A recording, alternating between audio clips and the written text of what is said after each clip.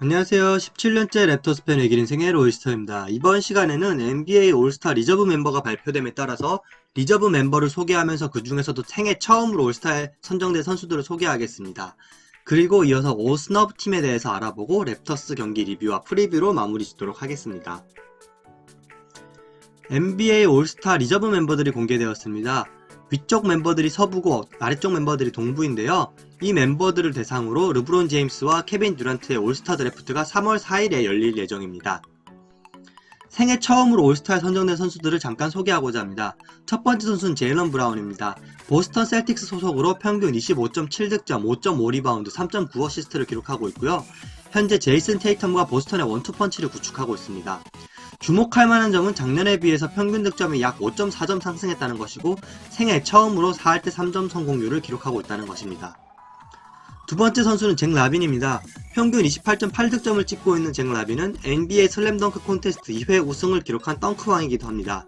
또한 작년부터 NBA 올스타가 되어야 한다는 여론이 있었는데요. 올해 마침내 올스타에 등극했습니다. 현재 잭 라빈은 평균 득점에서 리그 6위의 자리에 올라있고요. 43.4%라는 놀라운 3점슛 성공률을 가지고 있습니다. 또한 2점슛 야투율도 50%가 넘는 성공률을 보여주고 있습니다. 그만큼 효율성도 좋다는 것이죠. 줄리어스 랜들도 이번 시즌 처음으로 올스타에 선정되었습니다. 평균 23.2득점, 11리바운드, 5.5어시스트라는 스탯을 기록 중이고 애초 최하위권으로 분류되었던 뉴욕 닉스가 지금 플레이오프 싸움을 할 수 있게 만들어주는 가장 큰 공신이라고 할 수 있겠습니다. 랜들에 있어서 주목할 만한 점이라면 현재 득점, 리바운드, 어시스트 모두 커리어 하이를 기록 중이며 그 중에서도 3점슛은 지난 시즌 27.7%의 성공률에서 41.4% 굉장히 놀라울 만한 성장을 보여줬습니다. 또한 다이투 성공률도 그전에는 70%대였지만 이번 시즌에는 80%대까지 올라왔습니다. 서부에서는 자이언 윌리엄슨이 유일하게 생애 첫 올스타 선정에 영예를 안았습니다. 자이언 윌리엄슨은 데뷔 때부터 화제를 몰고 다녔던 신인인데요.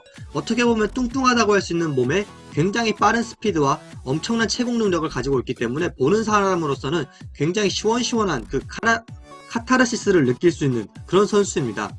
자이언 윌리엄슨에게 주목할 만한 점은 무려 60%가 넘는 야투 성공률을 가지고 있고 페인트존에서 득점은 평균 17.9점으로 NBA 선수 중 지금 1위입니다. 그리고 자이언 윌리엄슨은 현재 역대 올스타 중 4번째로 어린 나이에 올스타에 선정되었습니다. 이렇게 올스타에 뽑힌 선수가 있다면 아깝게 올스타에 뽑히지 못한 선수가 있는데요. 이런 선수들을 보고 스너비라고 많이 부릅니다. 무시당하다, 미끄러지다 이런 뜻을 가지고 있는데요. 올 스너브 팀을 팬들은 그래서 매년 만들어서 이제 각종 커뮤니티에서 논쟁을 하곤 합니다. 아깝게 이번 시즌에 올스타가 되지 못한 선수는 도만타스 사보니스가 있습니다. 동부에서 유일하게 20득점, 10리바운드, 5어시스트 이상을 기록하는 스탯면으로는 아주 훌륭한 선수인데요. 임팩트가 좀 부족하고 인디애나가 상대적인 비인기 팀이며 사보니스가 외국인이라는 이런 여러가지 핸디캡 때문에 올스타에 뽑히지 못했다라고 저는 생각합니다. 피닉스 선즈의 데빈 부커 역시 아깝게 올스타를 놓친 케이스입니다. 팀 성적은 20승 10패로 아주 훌륭하고 본인의 평균 득점과 야투율도 좋지만 이미 같은 팀의 크리스 폴이 임팩트적인 부분에서 좀 더 뛰어나서 올스타에 선정됐기 때문에 한 팀에서 두 선수를 선정하는 건 좀 아니라고 생각해서 뽑히지 않았나 싶습니다.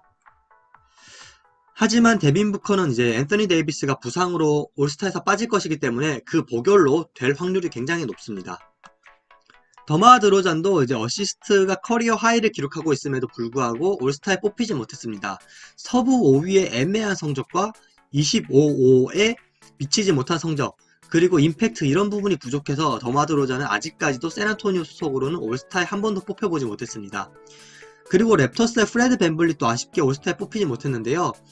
본인의 득점, 어시스트, 리바운드 모두 커리어 하이를 기록하고 있고 수비력에서 특히 스틸 리그 2위에 해당하는 등 뛰어난 활약을 보이고 있지만 팀 성적이 애매했기 때문에 아마 제 생각에는 프레드 밴블릿 같은 경우에는 팀 성적이 동부 2위, 3위 정도만 됐더라도 올스타가 되었을 것이라고 생각합니다. 랩터스는 이번 시즌 2013년 이후 처음으로 올스타를 배출하지 못했는데요. 이에 따라서 카일 라우리의 6회 연속 올스타 기록도 중단되었습니다. 하지만 이제 올스타에 뽑히지 못한 벤블릿을 향한 긍정적인 여론들이 많습니다. 올해는 올스타에 뽑히지 못했지만 언젠간 올스타가 될 제목이다 라면서 많은 미디어 전문가들에게 좋은 평을 받고 있는데요. 이에 깜짝 스타로 저는 오지 아누노비가 엄청난 성장을 거듭한다면 2-3년 내에 올스타에 뽑히지 않을까 싶습니다. 랩터스 소식입니다. 백투백 경기 1차전 필라델피아 세븐티식서스와의 경기에서는 109대 102로 패배를 하고 말았습니다. 조엘 엠비드와 벤 시몬스는 비교적 성공적으로 잘 막았고 1차전에서 부진했던 노먼 파웰이 2차전에서는 24득점으로 굉장히 좋은 활약을 펼쳤습니다. 하지만 승부를 가른 결정적 키포인트는 30%가 채 되지 못했던 3점슛 성공률이었습니다. 따라서 랩터스는 계속 추격을 하면서도 결정적인 점수를 따지 못하면서 패배를 하고 말았죠. 네, 3점은 될 때가 있고 안 될 때가 있습니다. 3점이 안 되는 날은 뭘 해도 안 됩니다. 이어진 백투백 경기 마이애미 히트와의 경기에서는 108대 106 패배를 하면서 2연패를 기록하고 말았습니다. 덩컨 로빈슨이 17득점 꽤나 괜찮은 활약을 펼쳤고 결정적인 부분은 이제 리바운드 싸움이었습니다. 32대 42로 마이애미도 리바운드가 강한 팀은 아닌데 아주 처참하게 패배를 했고요. 공격 리바운드 역시 11개나 헌납하고 말았습니다. 카일 라우리가 이번 경기에서 복귀하면서 24득점, 8어시스트, 7리바운드 굉장히 좋은 활약을 펼쳐줬지만 팀의 패배를 막을 수는 없었습니다. 이번 경기는 굉장히 아쉬운 부분들이 많았는데요. 파스칼 시아캄이 시즌 최악의 부진을 보였습니다. 5득점밖에 하지 못했고 파울은 4개나 적립하고 말았는데요. 상대 매치업 선수인 뱀 아데바요를 완벽하게 그냥 제압당하는 모습을 보였습니다. 이것보다 더 이상했던 건 이제 닉 널스 감독의 로테이션인데요. 이날 12명의 선수를 기용했습니다. 따라서 잦은 선수 교체가 있었기 때문에 랩터스 공격이 정말 혼란스러웠던 모습이었고요. 시아캄은 에이스임에도 불구하고 부진했다는 이유만으로 4쿼터 내내 출장하지 못했습니다. 네, 닉 널스 감독의 선수 기용 가끔씩 이해가 안 될 때가 있는데요. 오늘이 그 정점이었다고 저는 생각합니다. 다음 경기 프리뷰입니다. 휴스턴 로켓츠와의 경기고요. 승리를 가른 키포인트 3가지 준비했습니다. 첫 번째는 존 월입니다. 부상으로 인해서 2년 만에 복귀를 했고 새로운 팀에서 시작해야 되는 등 여러가지 악재가 겹쳤지만 휴스턴을 잘 이끌어가고 있는 에이스라고 할 수 있고요. 빠른 스피드를 가진 선수인 것은 알고 있지만 이번 시즌은 3점 또한 좋아지면서 좀 맞기 까다로운 상대가 되었습니다. 두 번째 키포인트는 스몰 라인업입니다. 현재 센터진 부족으로 어쩔 수 없이 랩터스는 스몰 라인업을 사용하고 있는데요. 크리스찬 우드라는 걸출한 빅맨의 먹잇감으로 전락할 것인가 한번 지켜봐야겠습니다.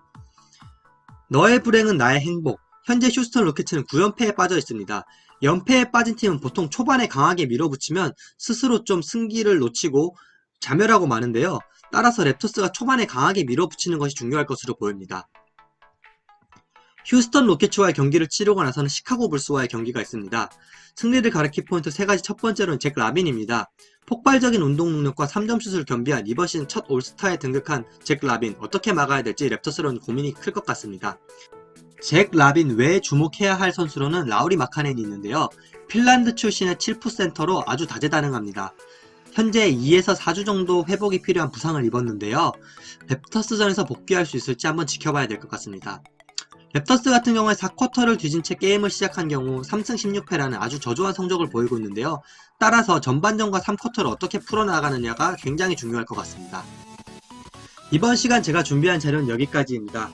좋아요와 구독 언제나 환영이고요. 궁금하신 점이 있다면 댓글로 남겨주시면 제가 빠르게 피드백을 드릴 수 있도록 하겠습니다. 감사합니다.